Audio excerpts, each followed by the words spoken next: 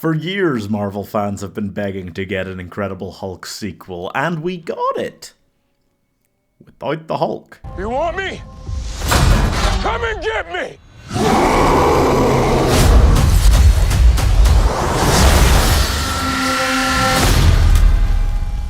You cannot comprehend, nor can I, the wonder of getting to the stage of the MCU where the understudy for one major MCU hero is fighting against the former recast minor villain of another major MCU hero, and that's the film.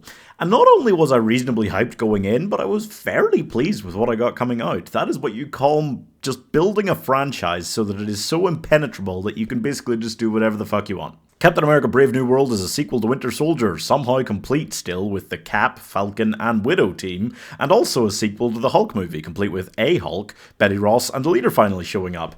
It is a follow-on from Falcon and the Winter Soldier as well. It addresses the status of the Avengers and upcoming potential major events for the MCU.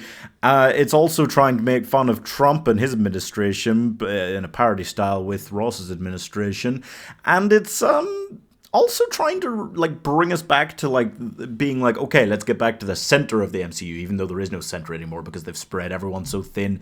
There's so many heroes and characters and actors now that nobody really is a star, and it's just a complete mess. The building blocks of creating a Winter Soldier sequel and creating an Incredible Hulk sequel are very different things, so I do have to commend them on doing a fairly good job at tying up a lot of loose ends from all of these things. They, talked about the Celestial being stuck out of the Indian Ocean at last, and they dealt with the leader thing at last, and they're starting to actually put the Avengers back together again at last. It feels like there is a lot of moving the MCU forward in some of the right directions and dealing with things from the past. I think the problem is this is just a hard sell because you are just straight up redoing the character now. And Anthony Mackie's never been a big star outside of the MCU, so it's quite a hard sell. I think the Cap versus Red Hulk thing did a good marketing job, and that pays off reasonably well, it's fine. Frankly, I think that the set piece around the Celestial Island was a lot better. That was basically just MCU Top Gun. But it was a very good sequence. I really enjoyed that. I think that was by far the best bit of the film.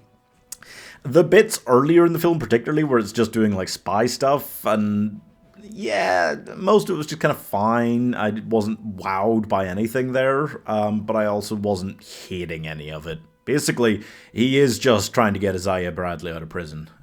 That's a man whose role in the MCU is just getting unfairly thrown in prison. For me, this has some of the same problems as Spider-Man Homecoming did. It's not got a lot of star power in the leading role, and that becomes an issue that it kind of works around because it's trying to define a new version of a character that we've seen a lot before.